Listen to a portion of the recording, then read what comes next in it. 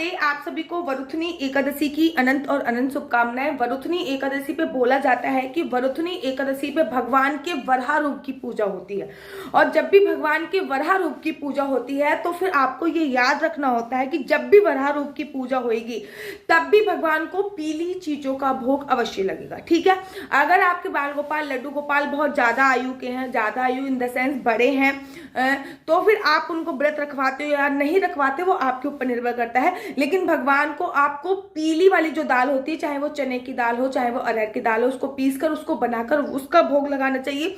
साथ ही के साथ पीली चीजों का भोग लगाना चाहिए। और बड़ा भगवान की पूजा अर्चना वंदना में पीली चीजों का उपयोग बहुत ज्यादा उपयोगी होता है।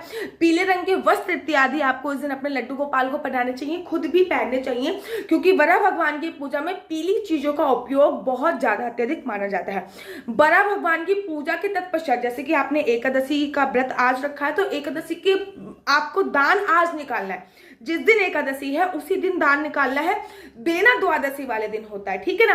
जैसे कि एकादशी की पूजा के बाद जब भी वराह भगवान की पूजा अर्चना वंदना होती है तो आपको अन्य दान का फल कितना मिलता है, कन्या दान के बराबर आपको अन्य दान का फल मिलता है।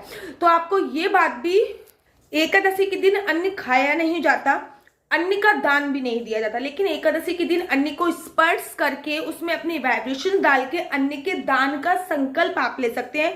आप 1 kilo, 1.25 kilo, 1.5 kilo according to your capacity वो अन्न निकाल सकते हैं, जिसको आप द्वादशी पे दान दे सकते हैं। ठीक है ना। एकादशी के दिन अगर आपको डकार आ जाती है तो वो व्रत इनकम्प्लीट माना जाता है। कोशिश कीजिए कि एकादशी पर अगर आप फलाहारी भोजन भी कर रहे हैं तब भी फलाहारी भोजन में इतना मत खाइए कि आपको डकार आ जाए। अगर डकार आ जाती है तो वो व्रत जो है वो इनकम्प्लीट, आधा अधूरा ही माना जाएगा। दूसरी बात जो बहुत ज्यादा जरूरी है, एकादशी में दिन में नहीं सोना चाहिए। हम लोग क्या करते हैं, चलो आराम एक अलग बात है, लेकिन आंख नहीं लगनी चाहिए। एकादशी के दिन में सोना शास्त्रों में निषेध बताया गया है। किसी भी एकादशी पे आपको दिन में नहीं सोना चाहिए। साथ ही साथ एकादशी पर आपको जितनी ज्यादा हो सके जप करना चाहिए। जप का अर्थ होता है जकारो जन्म विच्छेदा पकारो पापनाशता, जो जन्मों जन्मांतर के पापों का नाश कर देता है वही जप होता है। एकादशी का अर्थ क्या होता है? एकादशी का अर्थ होता है 5 ज्ञानेंद्रियां, 5 कर्मेंद्रियां और एक मन। तभी तो 11 बोलते हैं ना उसमें, क्योंकि उसमें 5 कर्मेंद्रियां होती हैं, 5 ज्ञानेंद्रियां। उस मन को भगवान के प्रति समर्पित करना ही एकादशी कहलाती है। तो एकादशी पर हमें सो के नहीं गंवाना चाहिए। एकादशी पे रात्रि जगने का भी विधान बताया गया है, लेकिन अगर आप रात को पूरी रात नहीं जग सकते तो रात में 4 पहर होते हैं। कोशिश कीजिए 1 पहर तक अवश्य जगे। 1 पहर 2.5 से 3 घंटे का होता है, तो कम से कम 10 बजे तक, 10 या 10:30 बजे तक अवश्य और अवश्य जगना चाहिए। हर एकादशी पे अखंड जोत जलाने का विशेष महत्व होता है। आप तिल के तेल की या फिर घी की अखंड जोत आपको अवश्य और अवश्य जलानी चाहिए। एकादशी में 10वीं तिथि को रात्रि को भोजन लहसुन प्याज मांस मदिरा का नहीं करना चाहिए। साथ ही के साथ 10वीं तिथि को जो आप भोजन इत्यादि कर रहे हो वो सूर्य अस्त होने से पूर्व ही कर लेना चाहिए। द्वादशी जो तिथि होती है, सबसे पहले आपको भगवान के चरणों का चरणामृत पीना चाहिए। उसके बाद चावल से बना हुआ कोई भी चीज खानी चाहिए। फॉर एग्जाम्पल, चावल से आपने खिचड़ी बना दी, खीर बना दी, वो भगवान को भोग लगाया, किसी और को खिलाया, उसके तत्पश्चात आपने धारण कर लिया। द्वादशी तिथि पर भी आपको लहसुन प्याज मांस मदिरा का सेवन बिल्कुल भी नहीं करना चाहिए, क्योंकि जो एकादशी का व्रत होता है वो 1 दिन का नहीं होता, 2 दिन का नहीं होता, त्रिदिवसीय व्रत की श्रेणी में आता है। इसलिए इन 3 दिन तक लहसुन प्याज मांस मदिरा का सेवन शास्त्रों में निषेध बताया गया है। वैसे तो इन चीजों का सेवन ही शास्त्रों में निषेध बताया गया है, लेकिन भैया अगर आपके घर पे लहसुन प्याज का उपयोग होता है तो कम से कम इन 3 दिन तक तो बिल्कुल भी नहीं करना चाहिए। एकादशी पर आपको कुछ बातों का ध्यान रखना बहुत जरूरी है, जैसे कि आपको पीले वस्त्र अवश्य पहनने चाहिए।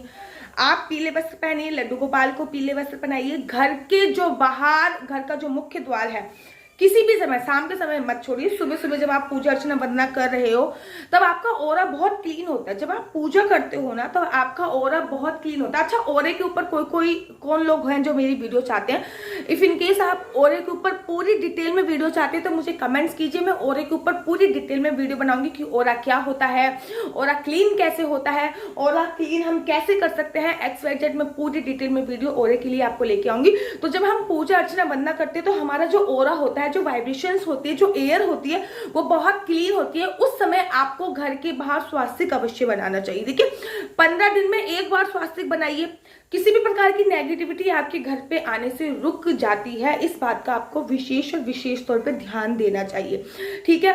जो आप स्वास्तिक बना रहे हैं उस स्वास्तिक को आपको हल्दी से बनाना है। वैसे तो हल्दी और चावल से बनाया जाता है, लेकिन चावल का उपयोग एकादशी पे होता नहीं है, तो आप हल्दी से स्वास्तिक अवश्य और अवश्य बनाइए। जो आप अखंड जोत जला रहे हो उसमें भी एक चुटकी हल्दी अवश्य डालिए, क्योंकि हल्दी को बहुत ही ज्यादा शुभ माना जाता है।